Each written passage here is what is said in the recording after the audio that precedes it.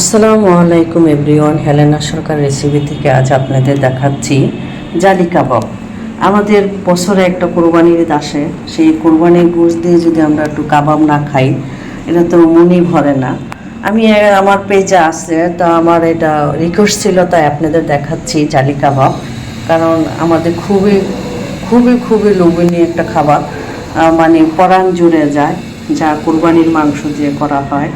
যাই হোক, আমার যে প্রণালীগুলি লাগতেছে, বিস্কুটের যে ফাঁকিটা, গরম মশলা, জিরা এবং গোলমরিচ, কাঁচামরিচ, পুদিনা পাতা, ধনে পাতা, আর যেটা আমার ওই যে বুটের ডাল মাংস দিয়ে যেটা সিদ্ধ, সেটা আমার পেজে আছে। আর যেটা লাগতেছে আমার ডিম, পেঁয়াজ, লবণ, টেস্টিং সল্ট, আর যেটা লাগতেছে আমার বারবি করার জন্য যে স্মেলটা, সেটার একটা কয়লা।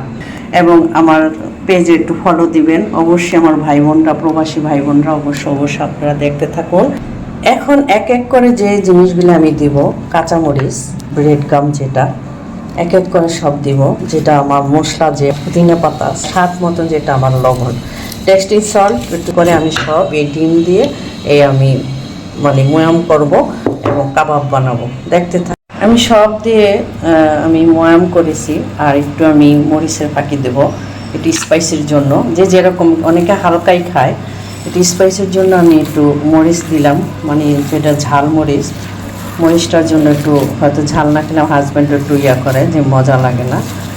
আর যেটা আছে, একটা আছে জালি কাবাব, একটা আছে নর্মাল কাবাব। আপু এত নিচ্ছেন, এত কি কোরবানির মাংসর, তো সেই জন্য একবারেই আপনাদের একটু আমার পেজে আছে, আপনারা অবশ্যই দেখবেন। আর আমি আপনাকে দেখাচ্ছি, বানাবো। আমার ছিল বলার জন্য যে আন্টি আপনারা এটা দেখাবেন, তাই আপনাদের দেখাচ্ছি। আমার ভুল ত্রুটি হলে ক্ষমার চোখে দেখবেন। অবশ্যই আপনারা সাবস্ক্রাইব, কমেন্ট করবেন। এটা আপনার সস, সেটা দিছি। আর অয়েল তো লাগবে ভাজার জন্য। সব কিছু তার দেখানো যায় না সময়ের স্বল্পতার কারণে। আপনাদের দেখাচ্ছি কোরবানির ঈদের যে মানে কাবাব, খেতে যে কি টেস্ট, সেটা আমি স্মেল পাচ্ছি যে আমি কতটুকু গ্রান পাচ্ছি। রাতে আলুর ভর্তা, আর হলো পাতুরি ডাল আর কাবাব দিয়ে যে ভাত খেলে যে কি মজা, সেটা আপনারা অবশ্যই করে খাবেন এবং আমাকে জানাবেন। দেখেন, যেটা বারবি করব, যেটা বারবি যে স্মেলটা, এখন দেখেন আপনাদের সামনে দেখাচ্ছি। এই জিনিসটা দেখার জন্য আমাকে রিকোয়েস্ট আসছিল। আর এখন যেটা করব, আমি ঢেকে দেব। দেখেন কত সুন্দর ধোয়াচ্ছে। এখন এটা ঢেকে দিলে এই কাবাব যে কত মজা, যেটা খাবেন বুঝতে পারবেন যে কি খেলাম। একটু ঘি দিবেন, আর আপনারা এটার ভিতরে বারবির যে স্মেলটা, সেটা দিবেন এবং মানে ভাজবেন যখন, তখন বলবেন যে আপু কি খেলাম। আপনারা অবশ্যই ট্রাই করবেন। যেটা নর্মাল কাবাব সবাই খান, জালি কাবাবও করা যায়। এখন দেখেন 10 মিনিট বা 20 মিনিট 25 মিনিট রাখেন। রাখার পরে এই যে আপনি ধোঁয়াটা যেটা লাগছে, এটাই সবচেয়ে মজা, মানে দেখার মতন, খেতে খুবই মজা। বাংলাদেশের কয়লা তো হচ্ছে না, এটা সাউথ আফ্রিকার যে কয়লাটা, সেটাই যত বাইরে দুবাইতে, যত ইউরোপ কান্ট্রিতে এটাতেই এই কয়লা দিয়ে হয়। আমাদের বাংলাদেশেরটা তার অত হয় না। এটা ধোঁয়াটা লাগার পরে আমি এই যে দেখেন মিক্সড করতেছি, মানে যে পুরোটা মিক্সড হয়, যে সেমটা স্মেলটা হয়।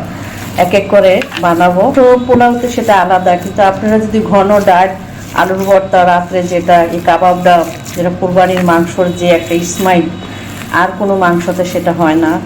এই কাবাবটা খুবই মজার। এখন যেটা শেপ করব, দেখেন শেপটা ছোটও করা যায়, বড়ও করা যায়। এই যে দেখেন, বেশি বড় করলে কাবাবটা অনেক বড় হয়ে যায়, কারণ ডিমটা লেয়ার দিতে হবে, বড় হয়ে যাবে। আপনারা একটু ছোটো টাইপের করবেন, দেখতে থাকুন। এটা যেটা আমরা ঘরোয়া আমরা যেটা পরিবেশনে করি, যেটা টিকিয়া, এই যে সিম্পল ছোট সাইজের। আর যেটা জালি কাবাবে সেটা এরকম, কিন্তু বেশি বড় দিলে আবার যেটা ডিমের যে লেয়ারটা দিলে এটা বিগ সাইজ হয়ে যায়। এটার একটু চাট মশলা, একটু লবণ এবং একটু শুকনো মরিচের ফাঁকি দিলে টেস্টটা বেড়ে যায়। কাবাবটা খেতে খুবই মজা লাগে। আমি চুলায় অয়েল দিয়েছি, আর এই যে ডিমে যেটা লেয়ার করতে নর্মালি যেটা টিকিয়া খাই করে যে কাবাবটা, এই যে ছোট্ট। আর যেটা জালি কাবাবে যে আপনাদের দেখালাম, দেখতে দেখতে আমার জিনিস হয়ে গেল কাবাব। আমার চ্যানেল যদি আপনাদের ভালো লাগে থাকে, অবশ্যই সাবস্ক্রাইব, কমেন্ট করবেন। কষ্টের মতন যেটা ফ্রাই করা, আপনারা বিট দিয়ে খাবেন, খুবই টেস্ট। বিট দিয়ে পেঁয়াজ হোক, যে কোনো পাকোড়া হোক, সেটা খাবেন, এত মজা যা কি বলবো। আমার ছেলেমেয়েরা তো খুবই পাগল যে আম্মু কাবাব বানাও বা পেঁয়াজু যখন যেটা হোক মশলা দিয়ে বানানো পরে আপনারা বিট দিয়ে খাবেন এবং কাবাবটা খাবেন, খুবই মজা। দেখতে দেখতে আমার কাবাব হয়ে গেল। আমার যদি কোনো কথার ভুল ত্রুটি হয়ে থাকে অবশ্যই আপনারা ক্ষমার চোখে দেখবেন। আমার এই রিকোয়েস্ট ছিল তাই আপনাদের আমি দেখালাম, এবং আমার পেজে আছে যা মশলা টশলা যা ছিল আমি সবই দিছি। কমেন্ট করবেন এবং আল্লাহ হাফেজ।